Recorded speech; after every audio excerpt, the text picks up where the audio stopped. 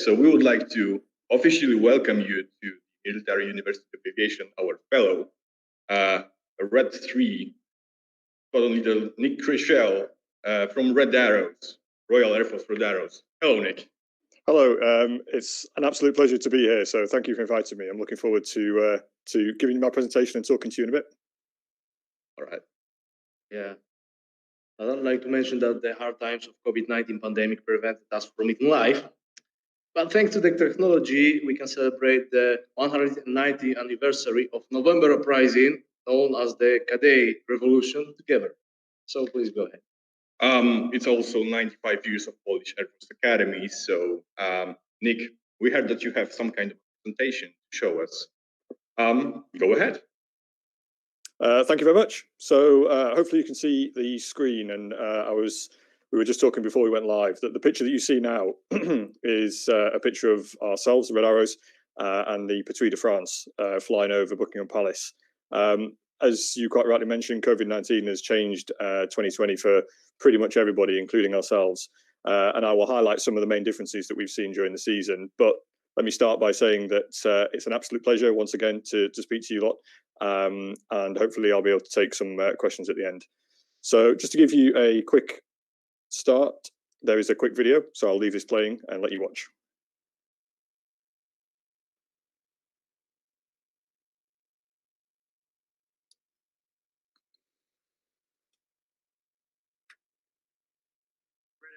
Formed in 64, so we started displaying in 1965. We started off as a 7-ship display team, and then within 3 years, 68, it went to a 9-ship, and now we're into our 55th season. When we go overseas on a big tour like the North American tour, this is showcasing the best of British. So we are ambassadors, we're flying the flag for Great Britain. Being in the Red Arrows sums up everything that is great about a full service career, especially as a fast jet pilot. We get to fly these beautiful aircraft, and whilst they're getting on for about 30 years old, they handle like a little sports car. Trust is the one key word that binds the whole team together, be it the 9 pilots displaying on a day-to-day basis, the engineers here who are making these aircraft airworthy. Some of the unsung heroes of the team are the ones that don't even get seen. People like the die team, who pump the smoke into the aircraft. And they've got such simple yet effective engineering methods, like listening for the smoke valves clattering inside the die pod, filling it with the 5 minutes of white and the 1 minute of red and 1 minute of blue smoke that make up that iconic part of our display. Getting ready and preparing as a team is one of the most important parts of the display, about getting into that mission bubble, that sacrosanct period of time. It's a very well-defined period where we will all kit up together in the corridor, and then we all walk out together as a team, ready to start that choreographed display right on the second that I ask for the engines to start. Good morning, we've got 9 aircraft requesting start. Red Arrow startup approved, runway 22 right hand, QFE 1009. I use my voice as an inflection tool for the rest of the pilots. So sometimes I can quite smoothly and calmly tell them that I'm about to pull up, and on that pulling up command, they will go with me. But at other times, if the weather's poor, or if I need to turn quickly, the intonation and the inflection of my voice goes up. They know instantly, without even having to look, that they need to react much, much quicker.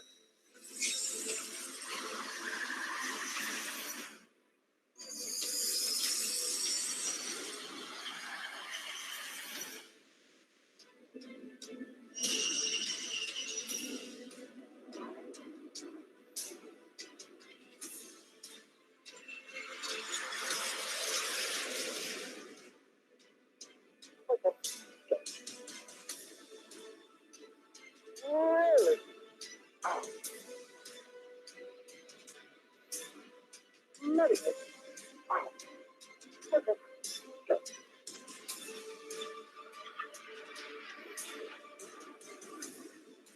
Rolling in. 8 and 9. Oh, okay. Oh, God!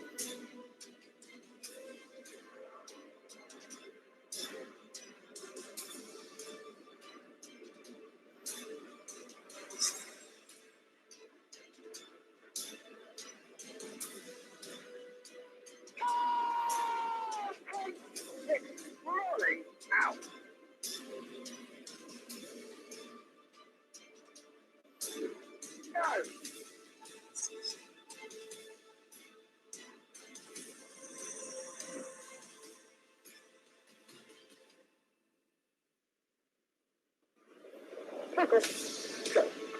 8 and 9. Whoa!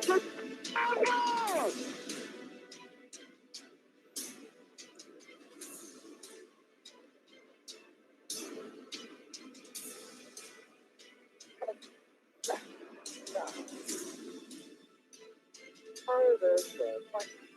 Now,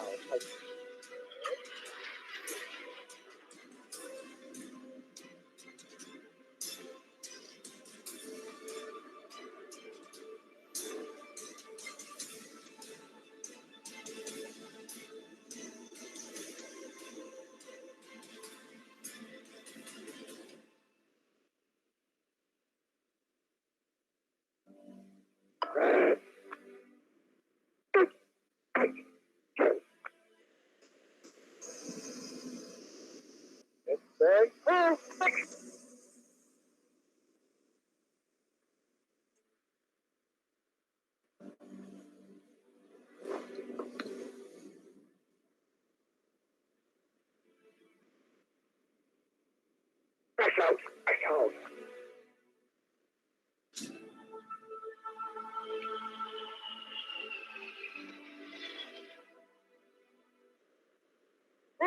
Okay.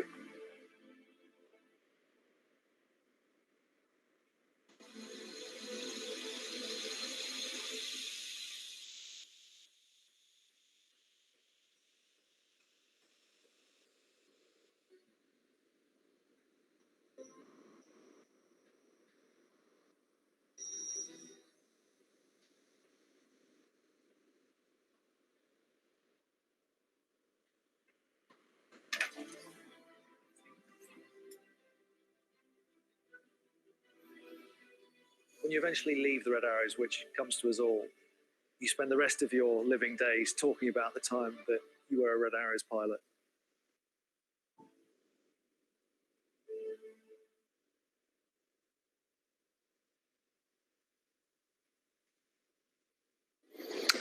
So, I mean, having watched that video, you have given me the opportunity to talk about myself being a Red Arrows pilot, which I fully appreciate. So thank you very much, because we all know that most pilots would want to talk about themselves doing their job.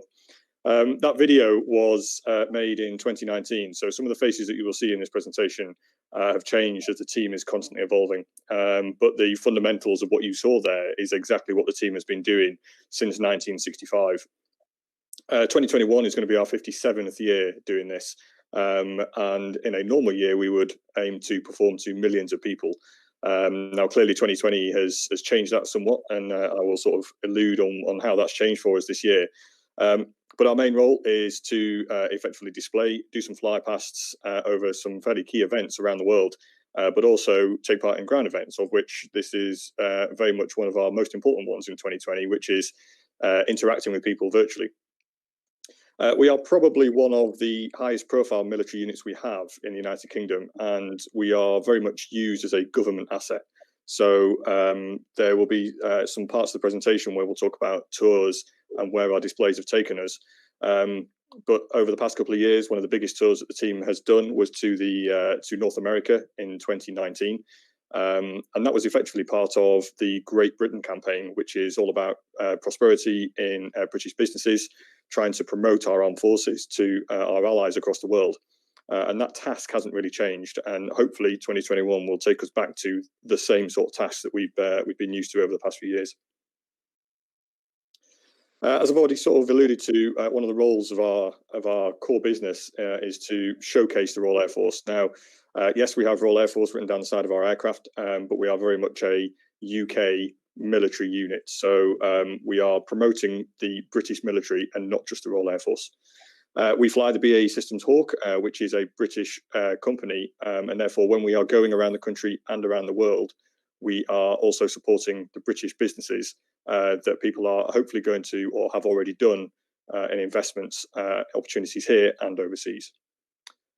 We very much represent the United Kingdom, whether it's us personally as pilots in the team, whether it's our ground crew, which is another part of this presentation.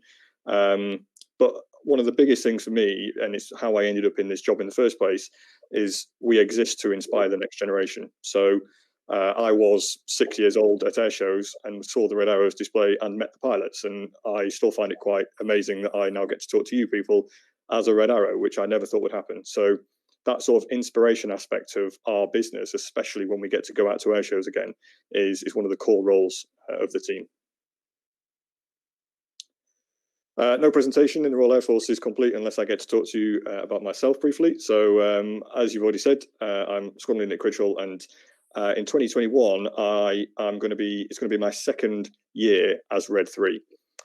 So one of the biggest differences we've seen over 2020 is that normally the team will evolve by introducing two or three new pilots every single year. Because of our lack of displaying and not being able to go out and do our job, it was decided that we will freeze the team. So myself, Red 3, and effectively Reds 2 all the way through to 9 have been frozen in the team, and we've recently just got a new boss who leads us around the sky. So even though it's my second year in the team, I'm actually staying in the same position, but working up with a new Red 1. I joined the Air Force in 2008, and having completed training relatively quickly nowadays in what took 5 years, I ended up on the Typhoon flying up in Scotland. So I started at RAF Lucas and then went up to RAF Lossiemouth between 1 and 2 squadrons. And most of my roles during my 3 years flying this jet was to do the quick reaction alert. And that was in both the United Kingdom and over in the Baltics, but also down in the Falkland Islands as well.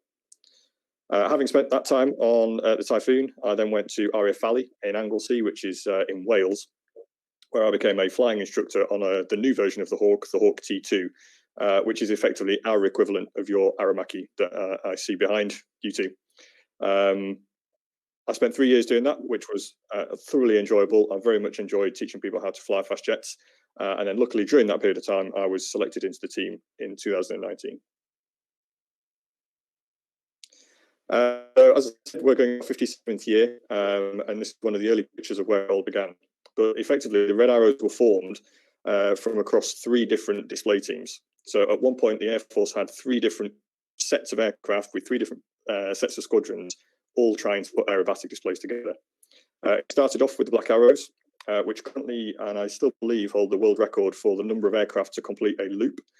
So they managed to loop, I think it was 22 Hunters in one continuous loop. So they were doing their business. The Red Pelicans were doing their business in the Jet Provost, and the Yellow Jacks were doing theirs in the Nat.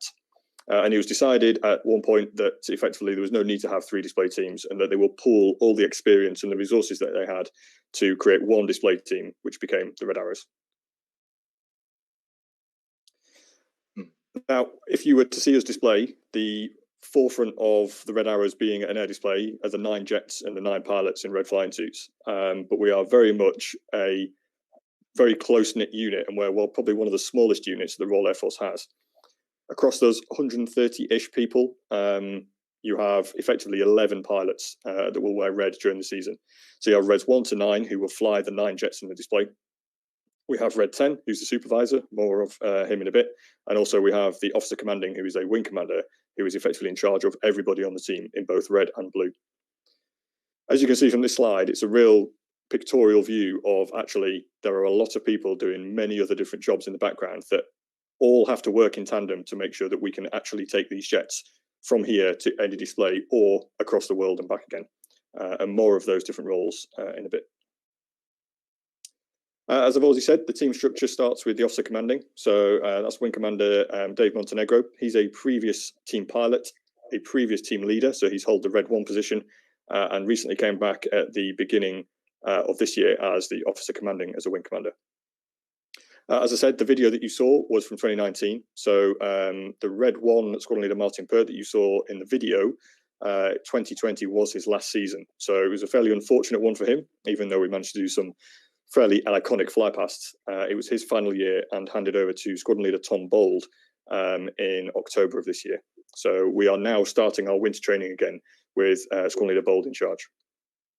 Red 10 is our supervisor. So if you were to see us display, we have a commentary that runs alongside, and it's Red 10 Squadron Leader Adam Collins who will be doing that commentary. But actually, his role extends way beyond just telling you what we're doing when we're flying. During this moment in time, he's putting our display season for 2021 together, as well as supervising most of the flying displays that we do. They all get filmed, and he's out there with a radio, giving us debrief points, and effectively he's the safety supervisor for the team. We have a senior engineer officer, another squadron leader, who's effectively in charge of everyone you see in blue. But his day-to-day role is effectively trying to make sure that we've got 9 serviceable jets every single time we need them.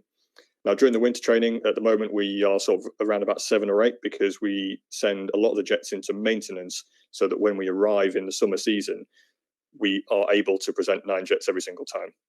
So all the maintenance is just done during the winter period. And it's his job to sort of make sure that that is a seamless progression between maintaining and getting them serviceable for a relatively long period of time. We have a team manager who's another squadron leader, and he is effectively in charge of all the ground-based activities and also how we move around the country or the world. So let's say we land an airport and we have a PR engagement, so public relations engagement at a hotel, but then we need to go from there back to the jets to display in the evening, let's say. It's his job to make sure that that seamless timeline happens, and he's working already alongside Red 10 to work out how we can manage that as efficiently as we can. If anybody follows the Red Arrows on social media, then our PR manager, Andy, he is a civilian, and his background is through the sort of newspaper route. So he's been with public relations for quite a long period of time, and he's been with the team a number of years now. And it's his job to make sure that our output, and even me talking to you this evening, all goes through him and manages who is going to take on what role and how we interact with the public when we go to displays. There you go. That's the team pilots for 2021. As you see there, everybody that you see in the picture is a fast jet pilot by trade, effectively. And to be able to get into the team, you have to have around about 1,500 fast jet flying hours before you are even eligible to be selected. To end up in this role, you also have to have been assessed as above average at some point in your career. So that could have happened in your first tour, or it could have happened in your most previous tour. But on our yearly reports as officers in the Air Force, we will be assessed in our role, and therefore we have to be assessed as above average to be able to apply to the team. I've already said really that we very much become ambassadors for the Royal Air Force in the UK, and therefore the selection process can be really quite tough, and I will talk about a bit more about that in a bit. The big thing I want you to take away is that everyone you see in that picture will have had some frontline experience on either the Harrier, the Tornado, or the Typhoon. Depending on how young or old we are, will depend on which aeroplane we ended up on. I'm a Typhoon person through and through. I'm obviously a little bit too young, as you can tell, to end up on the Harrier because it had gone out of service. But there are definitely people in this picture that have flown pretty much all 3 as well. So there is a lot of experience in the team. Having seen the slide where there was 130 people and most of it was blue, this is a great picture to show that from the previous picture we have the pilots, but actually the vast majority of the people working here are wearing blue once we end up in our red and blue suits in summer. And as I sort of said earlier, the roles that we require in the team are the same roles that any unit in the Royal Air Force require, but it's on such a smaller scale. So the individuals that are fulfilling these roles are key, and everybody has to fulfill their role 100% to make the whole system work. So a lot of the pictures that you see and the videos are from our very own photographers who are military photographers, and some of them also end up being selected to fly in the backseat of Red 10's aeroplane to get the airborne footage as well. We have weapon technicians. A lot of people think that the smoke generation is effectively part of the weapon of the jet, but actually the only reason we have weapon technicians is because we have an ejection seat. So it's their job to make sure that our seats are serviceable in every single aeroplane. Survival equipment. Obviously, all the kit that we need to wear is very important, needs to be serviced. So they will go around the world with us to make sure that's serviced every single time we land.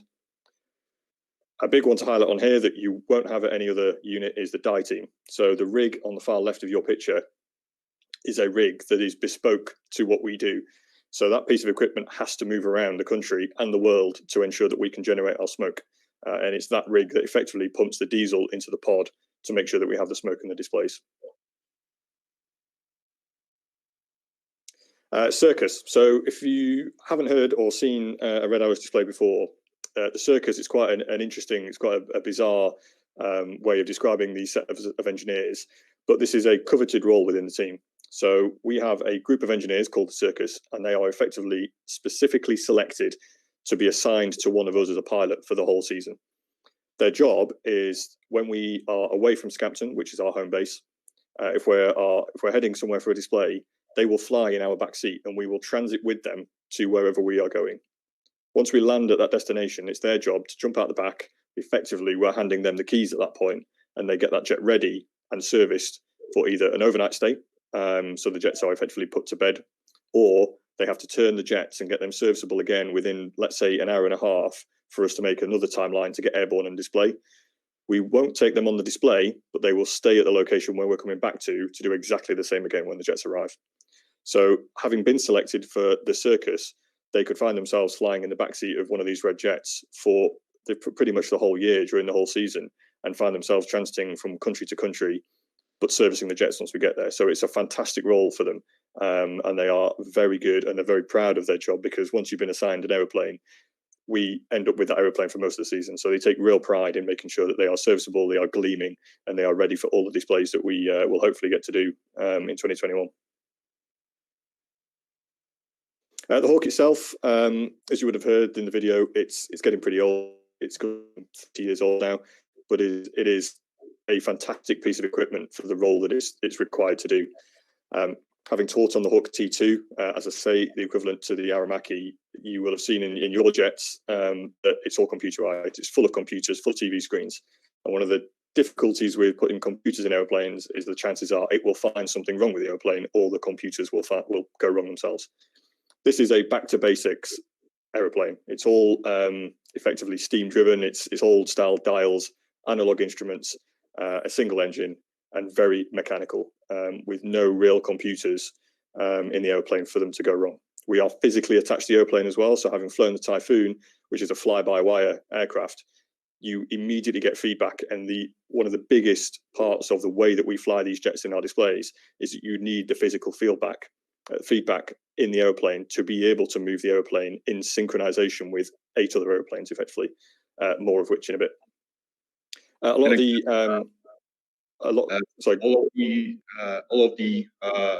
teams in the US, for example, Blue Angels switched to Super Hornets, and Thunderbirds switched to F-16s Block 52 Plus.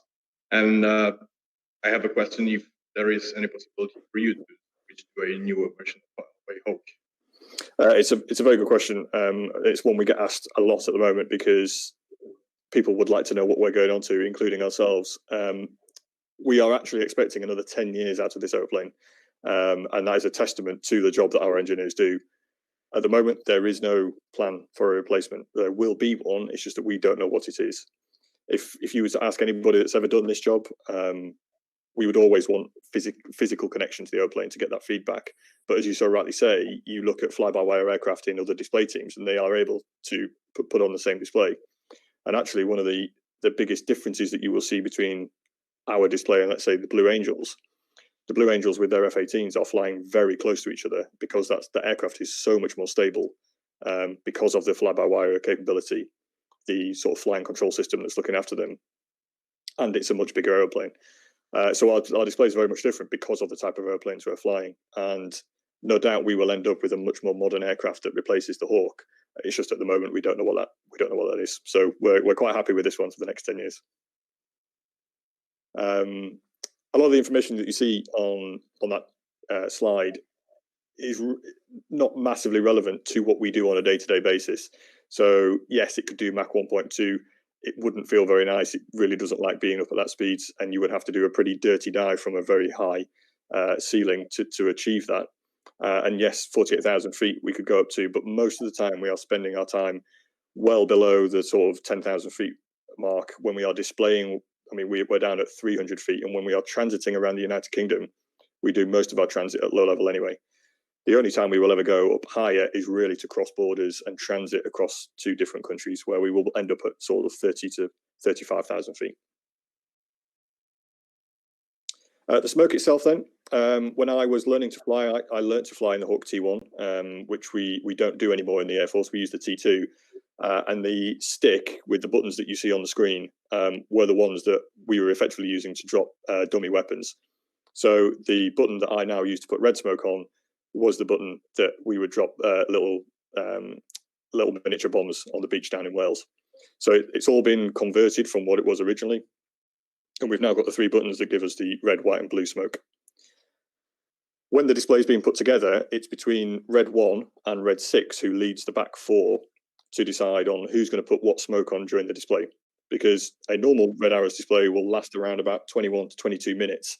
But as you can see there, we've only got 5 minutes of white and 1 minute each of blue and red. So trying to choreograph who's putting what smoke on throughout the display actually takes quite a lot of thinking, because what you don't want to do is on the final break, somebody run out of smoke. And also, post the display, we could have a fly pass to do where we'd still want some coloured smoke in certain jets to make sure that we could put the red, white, and blue over a fly pass post the display. Effectively, it is just diesel. It's just pure diesel, and therefore the white smoke is just a tank full of diesel. And as I say, the dye team, it's their job to mix that diesel with the dye to ensure that we've got coloured smoke as well.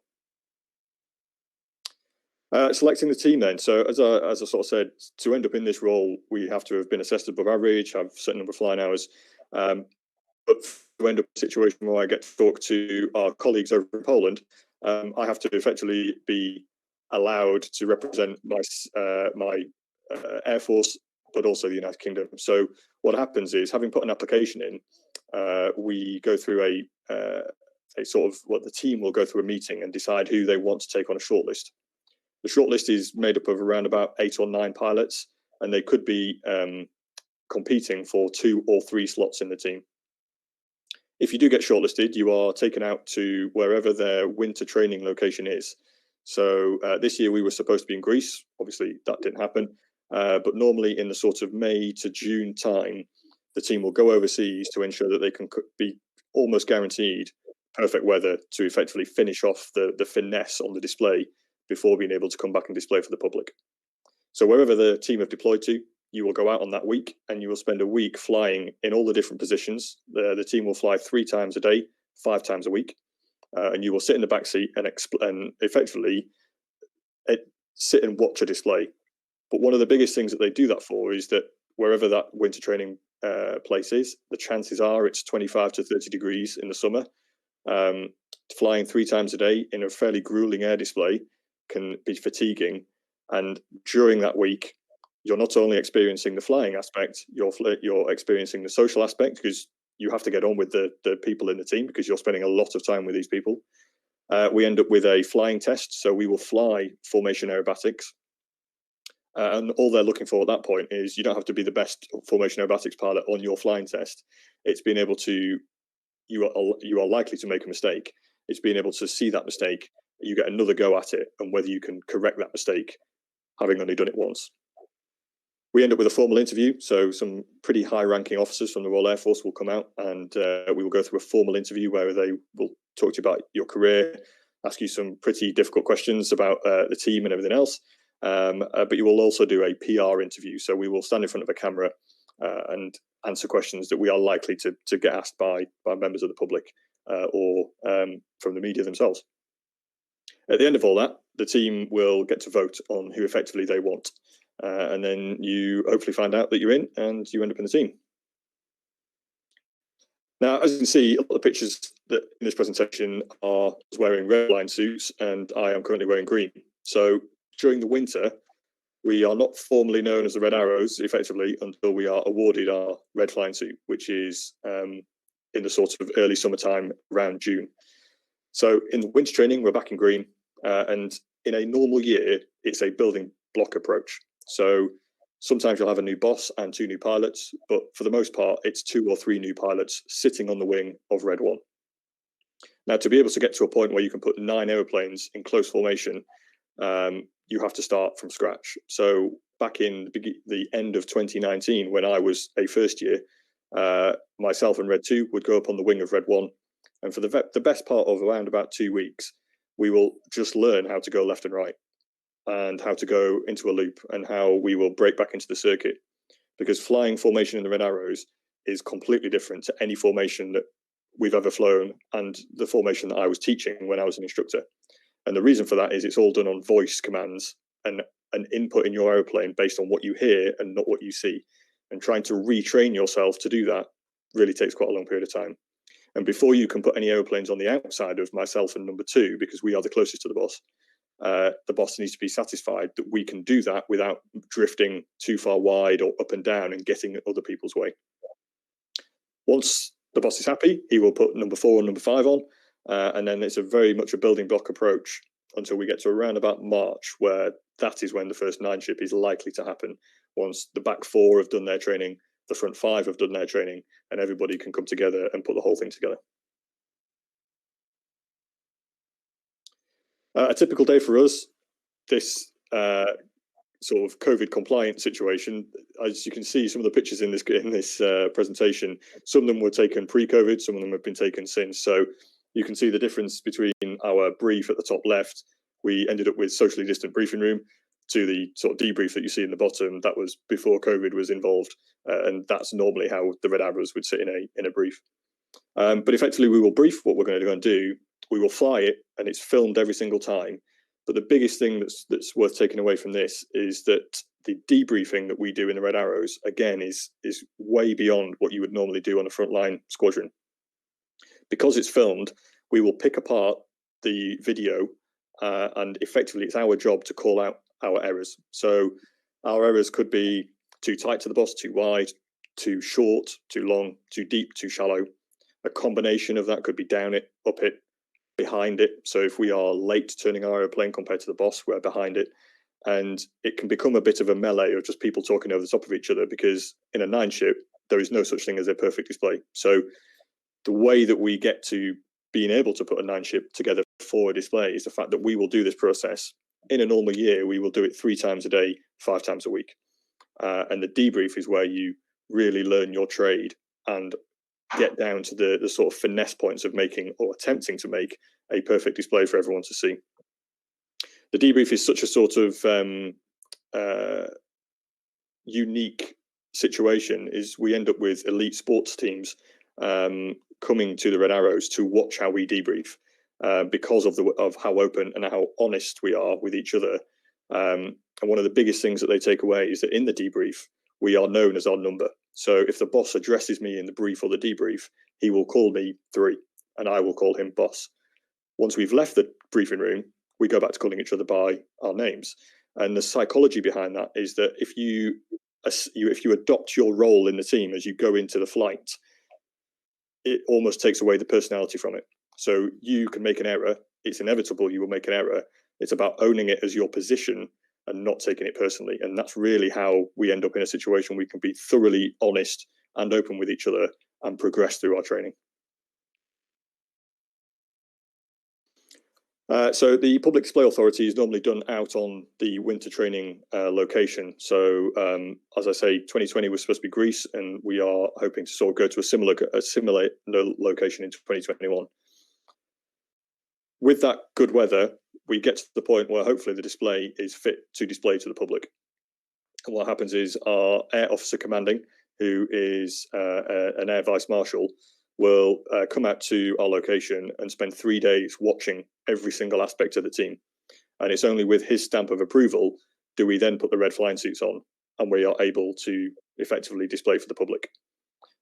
So it's only at that point do we then change back into red. So it's a long, grueling training process to end up with what is known as PDA, which allows us effectively to become the Red Arrows for that season. Once that season is complete, red flying suits off, the PDA no longer exists, and then we start again with hopefully some new pilots. As I sort of said, and the fact that I'm sat here talking to you, it's not all about flying. So we host quite a lot of people, or we did before the situation this year. But hopefully we will get back to some normality where we can host British businesses, people that support the team, but also charity visits as well. So normally between about January and March, we have people visiting the team, and it raises a lot of money for charity. And one of the biggest things that I found in this role is that there are so many people in the public, whether it's here or abroad, that hold the team in such high regard. It's a fantastic situation to be part of, to know that you're helping not only our community, but businesses and also engagement overseas. 2020 has been the year of online events. So in similar situations to this, we have been presenting to our air cadets in the Royal Air Force with their virtual parades effectively. But also we have been presenting to sports teams. We have been interviewed for like virtual air shows and things like that. So it's been actually quite busy, but most of us have been sat at a computer doing it. So for anybody that hasn't flown an aeroplane in formation, for us to be able to do what we do, we effectively need to make a triangle. So for me to be in the right place and formate on the boss, I need to make a triangle by using 2 reference points. Now, each shape that we create has 2 separate reference points, and that will change depending on where you are in the formation. So in the bottom right, you can see that that is effectively the triangle I'm trying to remain on. And the errors that I spoke about earlier is in relation to the point that I'm supposed to be in. So if I was higher than the boss in that picture, so let's say I'm the aircraft on the left here that's making the triangle, if I'm higher than the boss than I'm supposed to be, then I am known as being shallow, and that is what I will say in the debrief if I can see that or I know that it's happened airborne. Now, trying to stay in that position every single time when the boss moves is the difficulty, and that's why we spend so long training, and it's why we do it so often, because it's all about learning an input, knowing what that input is in relation to the boss, and trying to repeat it every single time you hear the voice command. For the shapes that you see in the first half of our display, like the big shape on the left-hand side, it is all about smooth inputs. So I'm hoping you can see my mouse, but in this situation, my aircraft is here. Now, if I were to make an error and I was behind, let's say the boss started to pull his jet and pull a little bit more G, which I will hear in my radio, if I don't do the same as the boss, but number 9 under here goes with the correct input, and I go with one that's less, you can see that I will very quickly sit on top of him. So the reason we do it in such a building block approach is because we have to know what that input is. It's almost as if you should be able to do it without being able to see, because the whole thing is done through what you hear from the boss's voice. And that is how you manage to create effectively a 9 ship, creating big shapes and moving around the sky without getting in each other's way. As you can see here, the sort of G that we're pulling in the first half is relatively consistent load. So once we've pulled a bit of G, we are holding that load to present the shape to the public or turn a corner.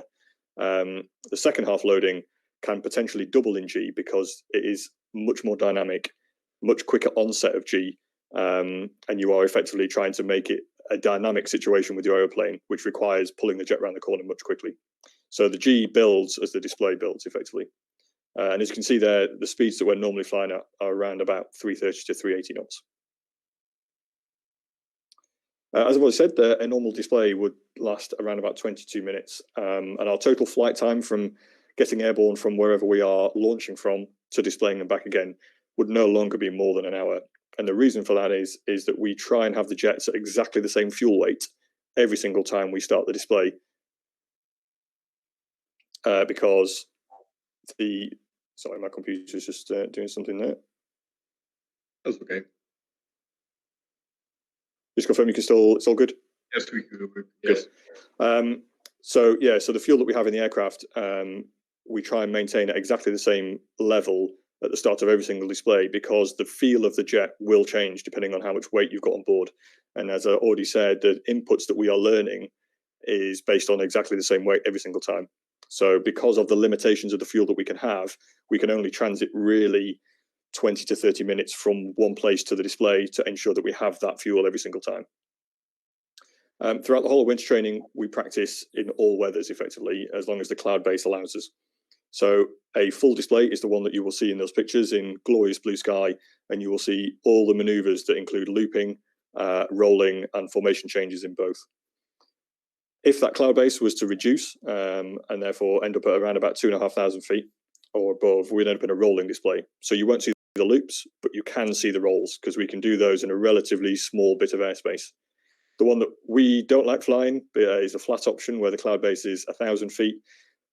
The cloud base at 1,000 feet is probably because the weather's not very good, and therefore it's much more difficult to try and maintain your formation position in a bouncing aeroplane in what is probably not a good weather day. But we can still display in a 1,000-foot cloud base. It just means that a lot of the shapes are presented to you instead of rolled or looped. 2 halves I've already said, really. Big 9 aircraft shapes in the first half. Second half, very much more dynamic. All the aircraft split, and I will talk about a bit more of how those are split down into the second half.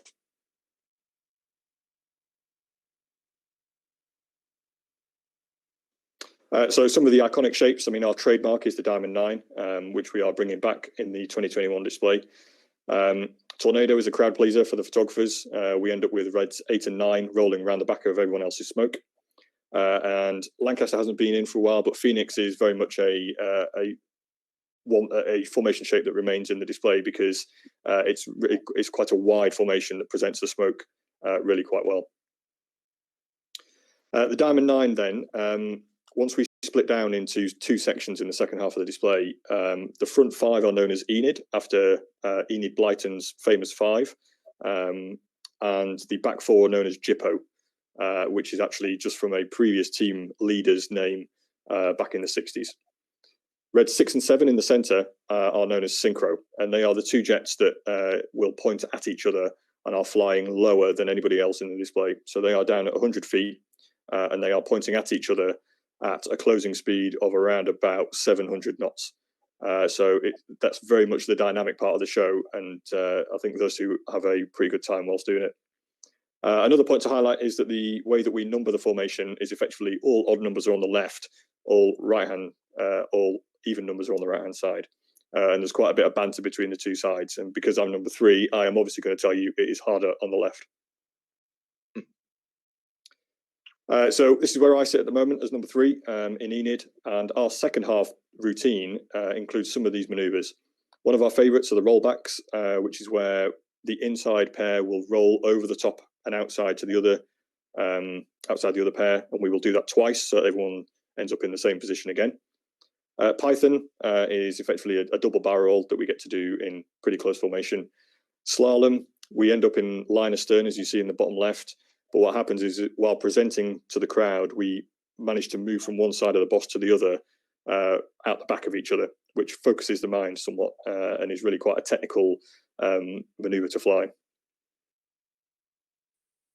Jippo, so the back 4, they will end up pointing at each other as a 4, but for the most part, Synchro are the main part of the second half, with reds 8 and 9 joining them for some of the manoeuvres. So the Jippo break is how they start the second half. We will break in front of the crowd, and then Synchro will go on to do something like the heart, but obviously the spear that you see there is from either red 8 or 9, who will join them to put the spear through. Mirror flat is one of their favourites, where they effectively get to mirror each other both inverted and the right way up.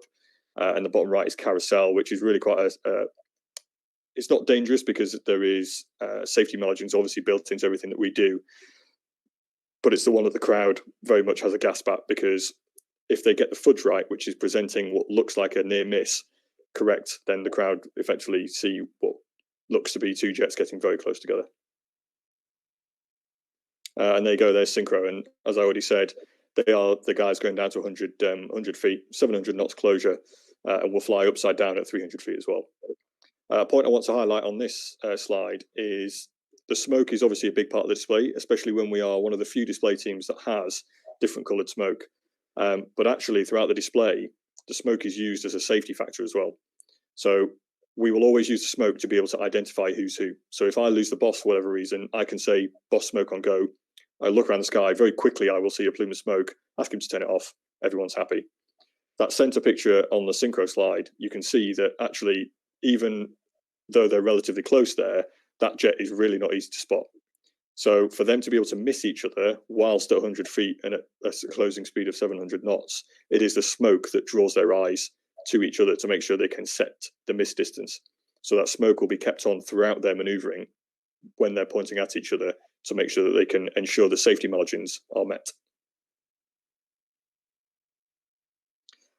So the 2020 season then, as I've already said, it was a little bit different. And for the most part, it was fly pasts for us because there were very few public gatherings that we could actually display in front of.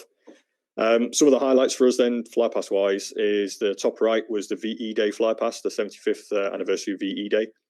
And some of the pictures that came out of that was effectively a completely empty London with us flying over the top. Now, normally, if the Red Arrows are over the top of London, the city is absolutely packed full of people because there's either parade, some celebration of some description, and that's the reason the jets would be there in the first place.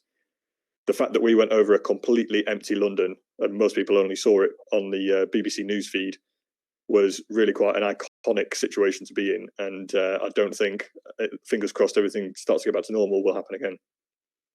The centre picture, which is that picture that we started with, was the anniversary of the Charles de Gaulle speech, where we flew over President Macron with the Patrouille de France in Paris in the morning.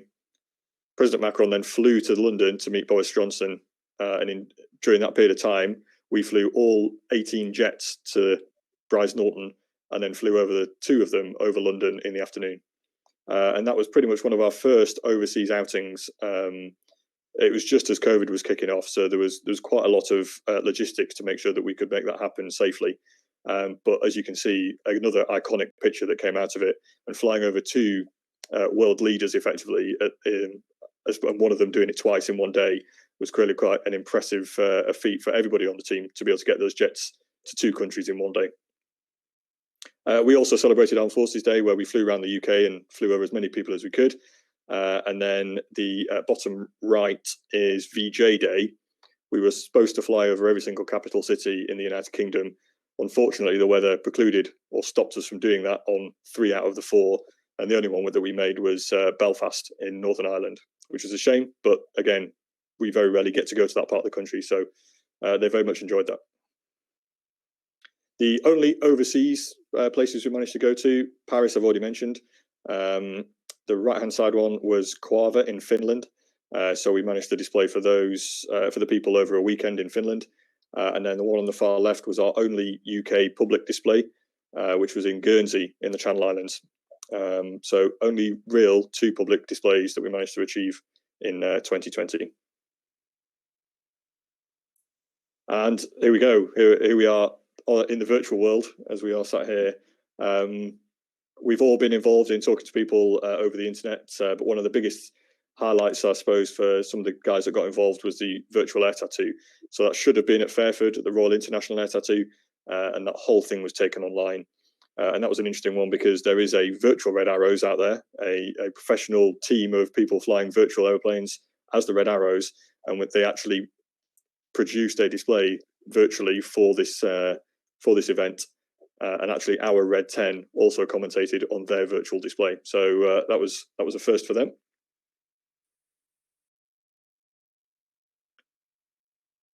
So that's pretty much the end of the presentation. This video, which I again hope will work for you, is a sort of video that includes the 2019 North America tour. So the one thing that we haven't really spoken about, because it was a couple of years ago now, is the tour that the team did, which I'm more than happy to answer questions about. It's just that I wasn't there. I got to go to California briefly to be told that I was not going to be Red 3. But some of the video that you see here is from the North America tour, and actually it was fantastic and was probably a tour of a generation because the jets had never been as far west as California. And considering that they're 30 years old, they got to California and back without any real issues. So I will play this, enjoy, and I will take questions at the end. Of course. Thank you very much.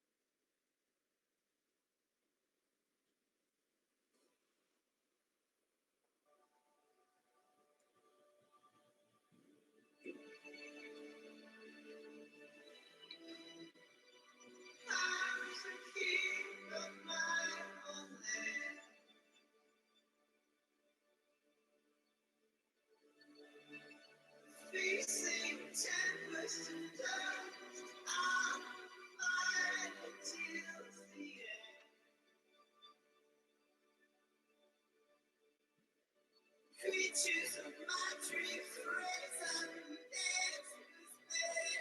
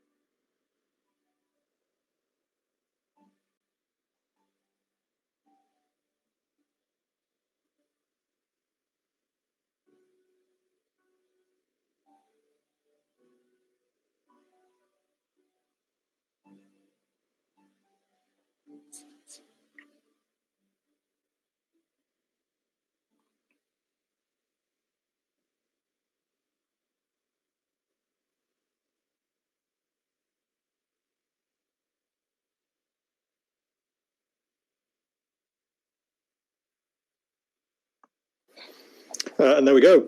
So can I just say, it's been great to be able to talk to you this evening. And I will take this opportunity to wish you a happy 95th from my Air Force to your Air Force. So I will take any questions. Thank you very much. Thank you very much for your presentation. You've got us a lot of questions crossed out, although out of our hands of papers. And first question from our viewer. There's a question on live chat. If the team moves from one place to another, abroad, for example, does all of the team fly in formation, closed formation, open formation? How do you do it? It's a good question. So if we are transiting somewhere for a display, as I said, we will always try and guarantee 9 aeroplanes. And to do that, we will take spares. So actually, when we are transiting, let's say from here to France, for example, for the flypast that we did in Paris, to make sure that we had 9 aeroplanes, we flew 11. So actually, when we are transiting, we are in a larger formation than you would normally see in the display. So we have Red 10, who is a qualified pilot in the team as well. He can't fly a display, but he flies the 10th jet, and the officer commanding will fly the 11th jet. So we will get airborne as a formation in close formation to a certain extent. Once we are at cruising altitude, we will split the formations down, because it can take quite a lot of we call it tracking juice. So being able to fly in the same place, in the same formation, close to another airplane for a long period of time can be quite fatiguing. So once we are up at height and we are just going in a straight line, we will spread the formation out so that that fatigue level can be reduced. But we will then get back together to descend and arrive at an airfield. So there are sections of close formation flying, wider formation just to reduce fatigue, and then getting back to a close formation situation for the arrival to wherever we're going. Okay, Esther? Yes, sir. So we got another question. You mentioned before that you've got experience on Typhoon, and we as military pilots, we are extremely interested in military stuff. So please say a little bit more about Typhoon, the airframe which was designed to overcome a flanker. Yes. So now, when I was on the front line with the Typhoon, I never got the opportunity to fly with a variant of that aeroplane. Some of my colleagues have, and what I can say about the Typhoon is the computer systems that were put into it were designed to give it what we now call carefree handling. So one of the biggest changes that I found going from an airplane like this is what I trained on, to going onto the Typhoon, was that the computers in the aeroplane are looking after you the whole time, which has its benefits and disadvantages. So, for example, if you ended up in a situation where you were fighting another airplane in the T1, so the one that we're flying now, I would very much have to have a think about a speed and an input to make sure that I don't overstress the airplane if I was ending up in some sort of fight. In the Typhoon, I can just pull the stick back, hold it, and the aeroplane will decide how much it's going to deflect the control surfaces to make sure it doesn't overstress. So what can also happen is that if I was, let's say, flying the Typhoon at slow speed and trying to end up in a dogfight, the T1, I could potentially spin it and depart the aeroplane, which is clearly a bad thing. Whereas the Typhoon will not allow you to do it. So it's constantly assessing the rate of change of speed. And if it thinks you're going to depart it, it will take complete control away from you. So one of the biggest shifts in flying from going from the T1 to something like the Typhoon is that you are very much trying to tell a computer to do something, and it is making the ultimate decision to a certain extent. What I can say about the jet itself in regards to the job that it does, even in my time flying the airplane, which was for 3 years, the upgrades in technology that I saw have just continued the whole time I've been away from the jet as well. So the systems that are in that aeroplane are very good at the job it was designed to do, and the fact that it effectively took over the job of the Tornado when we lost the Tornado as a ground attack aircraft.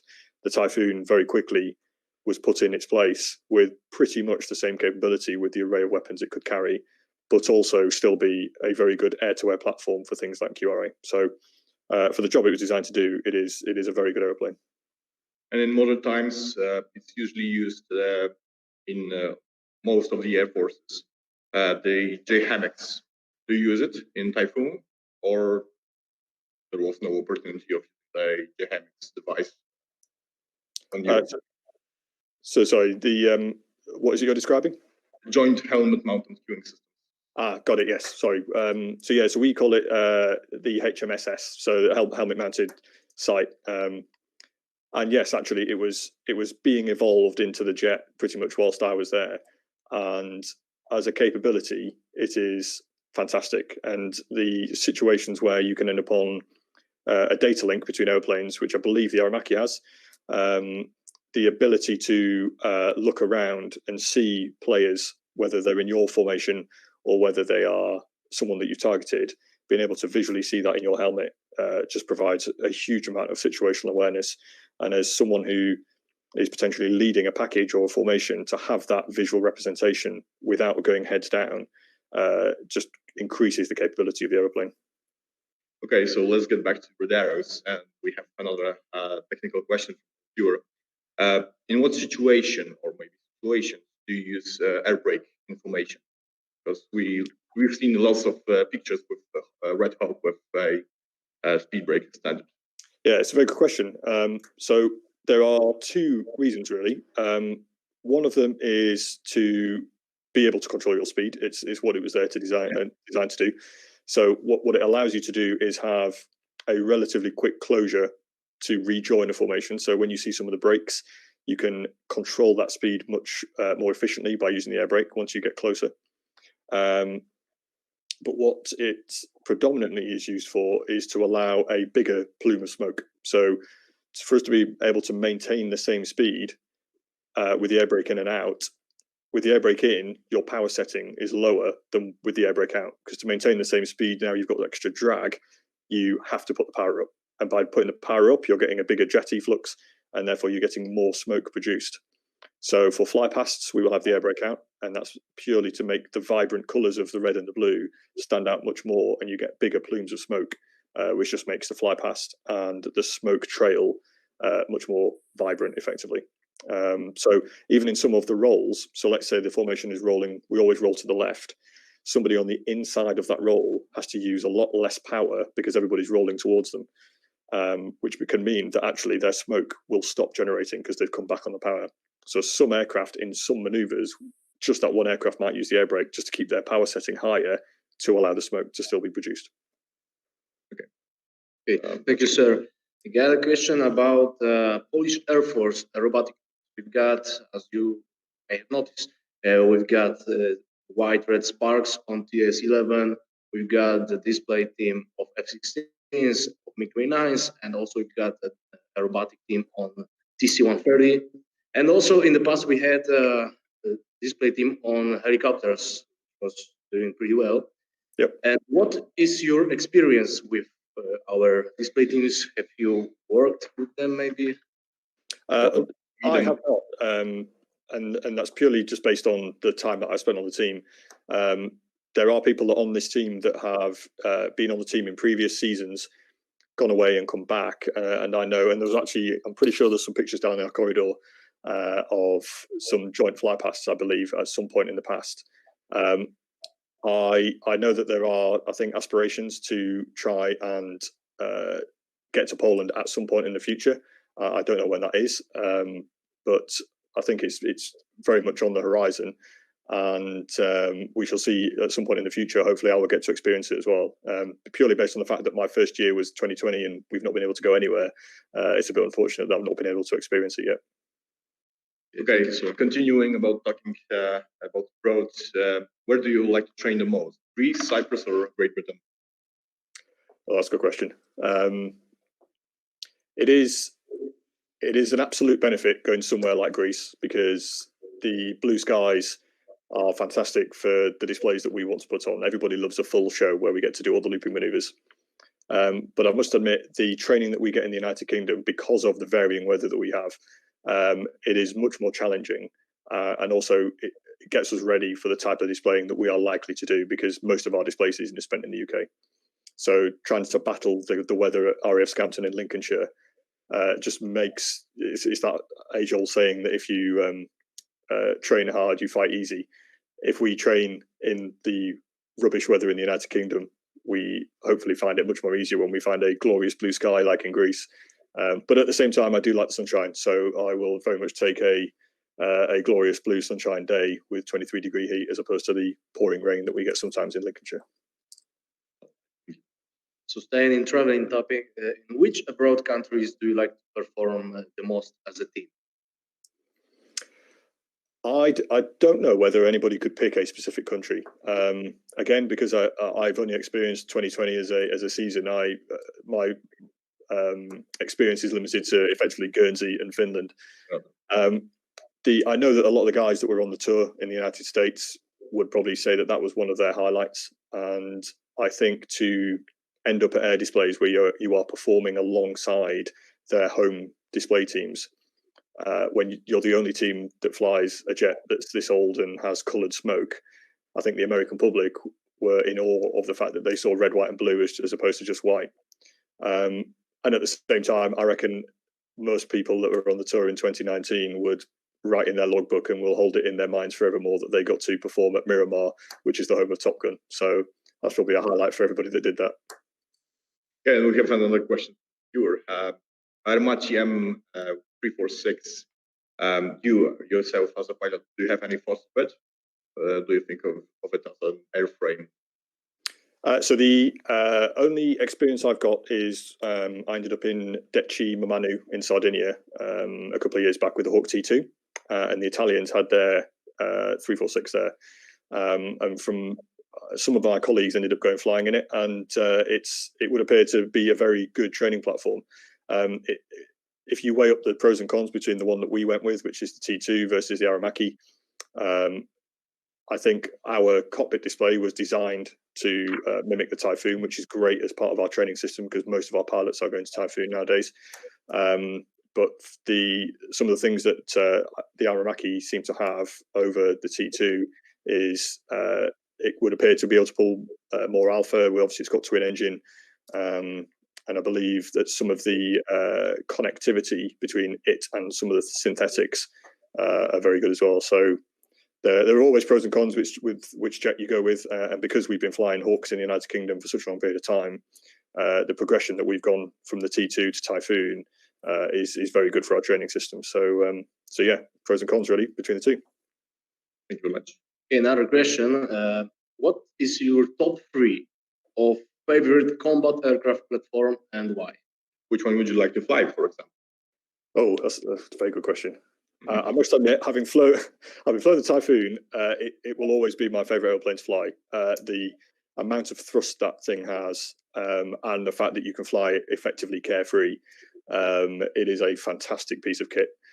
The fact that we've now got F-35, and it is described to me as effectively a spaceship because of all the kit it's got in it, and it being able to hover and go onto our carrier. Having never operated off an aircraft carrier or being able to hover a jet, because I never got to fly the Harrier, I think the F-35 has got to be up there with one of them as well. And also, I think having operated with the Americans with their F-22 Raptor, the Raptor, in my opinion, is a very capable airplane in the job that it was designed to do. So I think the opportunity to fly that airplane would be good as well.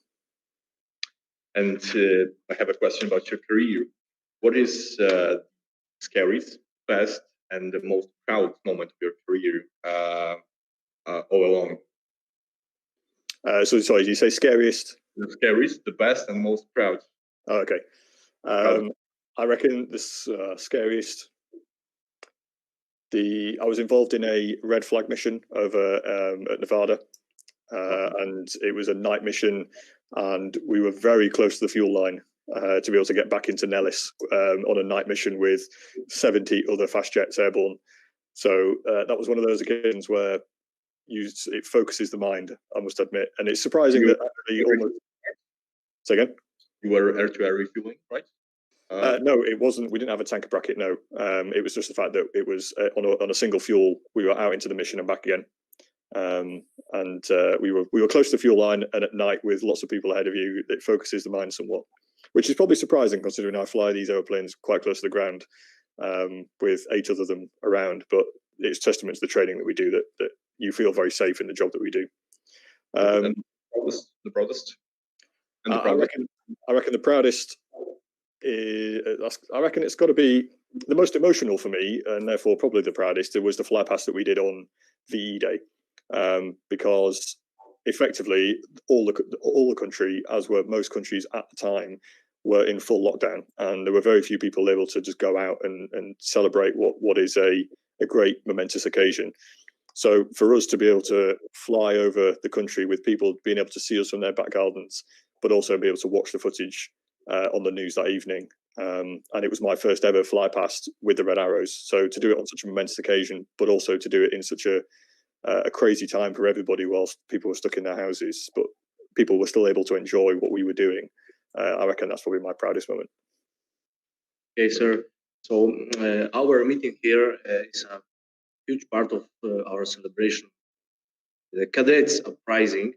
So I would like to ask you about your memories from flight school, some sort of life of British Air Force cadet. That's a great question, and actually, it's my answer is always the same with people that ask me a question about flying training and just training in general that I've been doing up until this point. And my overriding thought for anybody that goes through any military training, especially whether it be pilot training or not, is I've very much remember flying a black version of this aeroplane and failing a trip. My first ever flight in flying training was quite a few years into my training. Failed my first trip. We were out in Gibraltar. It's the first time we'd been away as well. And I just remember tipping in, having been out to do some air combat, and just forgetting to put the flaps down. It's just the circuit was huge around the Rock of Gibraltar. I forgot to put the flaps down. We had to go around, and we were again on the fuel line, on the verge of diverting. I'm the student. All my other mates had passed that day, and I was the one that had failed. And the ability, I think, you have to learn quite quickly to, yes, you failed. It's a fact of life that you're going to fail probably something at some point, but being able to overcome and learn from that situation and just refocus as quickly as you can is something that I found quite difficult to start with. But once you realize that you're not the only person that's ever been through this situation, there is always light at the end of the tunnel. And having been an instructor, that was very much a baseline of how I taught the people I was teaching, because to be able to recognize that not everyone's the same, but the course is designed to get as many people through the course as possible. And if you fail something, well, you're part of the average of people, whether people are fantastic or not. And being able to refocus and then get through the course at the end of it it's got to be a real sort of personal trait, I reckon, for everybody in our positions, having joined the military, whether it's in Poland or in the United Kingdom. And we are still going through the same thing on the Red Arrows, where we can have a bad trip, but we've got 20 minutes to refocus, go back into the brief and do it again. So that's definitely a thought process I have always gone through all the way through flying training. And I think at the moment, most flying training systems, based on the fact that everything that's going on is probably being extended somewhat. So people are in the training for so much longer, and trying to keep that focus for such a longer period of time it's a testament to everyone that's going to come out the other side. So I very much commend everybody that's doing that kind of training at the moment. So another question is about physical training. Could you give us some advice on training? What can we do to withstand better high G loads in flight? Exercise, workout routines. Physical training, right? So the Air Force introduced something called the Aircrew Conditioning Program within our cadre of people, if you like, quite a few years ago. So when I first started flying Typhoon, it was just being brought in. And a lot of it was focused on neck strengthening exercises, because I myself, especially when wearing the helmet mounted sight, because it's such a bigger helmet with so much more kit in, you can very easily damage your neck with weight on it and pulling G as well. So that's definitely one aspect of how we try and overcome it, where there is literally a program set out for us to try and strengthen our neck and the muscles around our neck and everything else. Surprisingly, aerobic exercise, if you do a lot of aerobic exercise, it can reduce your G tolerance, because if you've got a lower blood pressure, it can be detrimental for G tolerance. So effectively, when we are straining against the G, what we're trying to do is raise our blood pressure to make sure that our heart can withstand the blood trying to drain from the head. So actually having a high blood pressure can help the G tolerance, but clearly normally high blood pressure is associated with being unfit. So there's a fine balance between being physically fit and physically strong versus being able to run a marathon. So it's just, there's no real specific fitness to focus on, apart from just having the strength in your upper body, neck and torso, so you can strengthen against the loading of the G to make sure that your blood isn't being drained. But actually the physicality of each person will change their G loading. So if you're shorter, it's actually the distance between your heart and your head can obviously have a different an impact on how much you need to raise that blood pressure to make sure it stays in the right place. So actually short, fat people are better at G than tall, thin people. Again, a question from our viewer. Does the simulator training has any role in training of British Air Force radaros? Do you train in simulator formation flying or something like that? So the fidelity in the simulator isn't good enough to practice the formation flying itself. What we do is fly from here to RF Valley, which is where I used to be based, because that's where the Hawk T1 simulator is. So anybody flying Hawk T1s in the United Kingdom will go to Valley on Anglesey to go in the sim. And the only reason we go is to maintain our emergency simulator currency. So we will fly around as if we are in a display and be given emergencies at different points, so that we can effectively practice our emergency actions. So we call it boldface, stuff that we need to remember off by heart if an emergency happens, but also go through the physicality of flicking, flying aeroplane if the engine fails, or if we have hydraulic leaks and things like that. So the only utility we have for a simulator is purely the emergency training, which we do every couple of months. Okay. So I would like to ask you about maintaining situational awareness during the show. You mentioned before that you are using smoke to get visual from your colleagues, but what happened if you losing the visual on your friends, you are going totally blind? What are you doing?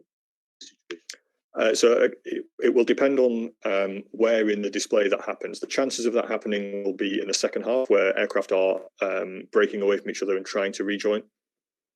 So us in Enid, when we break away from each other to rejoin, we have sanctuaries. So let's say we are turning left in the rejoin, then anybody who's an odd number has the low sanctuary. Anybody who's a high number has the high sanctuary. So I will always join from underneath the boss, and everybody on the right-hand side will join above the boss. And then a higher number will always avoid a lower number. So it is my responsibility to look at the boss and get myself in my sanctuary. Number 5, who sits on the outside, it's his responsibility to always see me, because he has to avoid me because I can't see him. For people like the pilots in Synchro and Jippo, so if they are flying at each other down the line in front of the crowd, if for whatever reason one of those people loses visual with the person they're trying to miss, they will call an escape.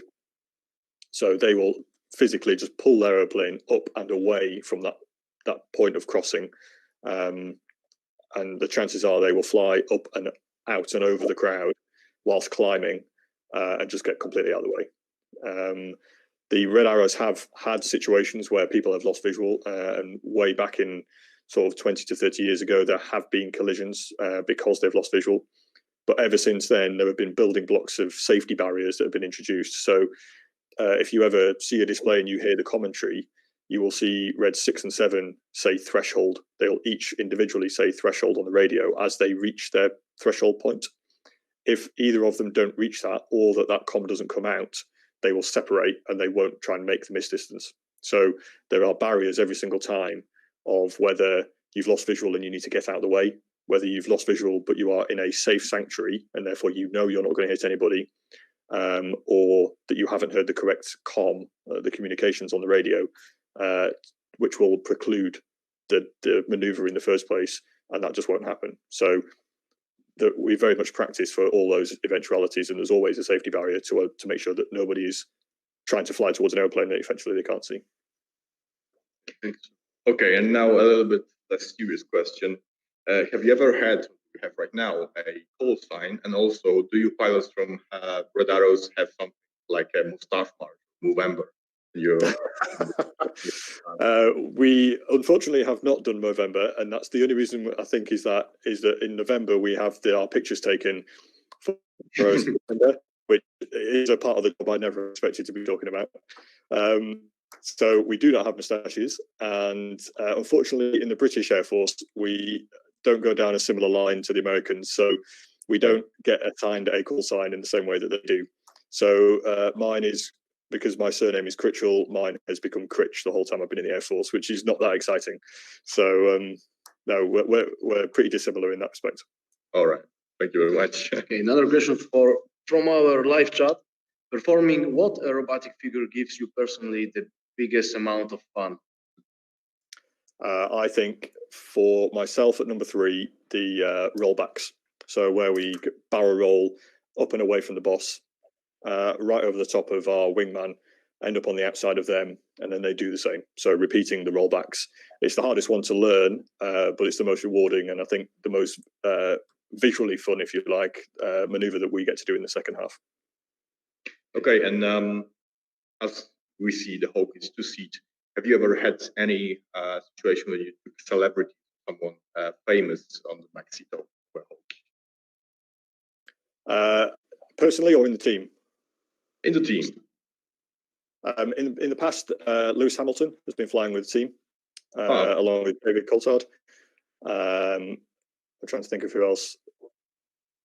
There was, I've forgotten his name now, Scottish actor who flew with the team out in California when they were in the States last year in 2019. Gerald, okay. He flew. Yeah, that was it. He flew. So, all right. Okay, sir. One last question for tonight. As we approach the finishing time of our meeting, as a summary question, what values or advices are important for us young pilots and future officers? What advices, from your point of view, would be beneficial in our further airman career?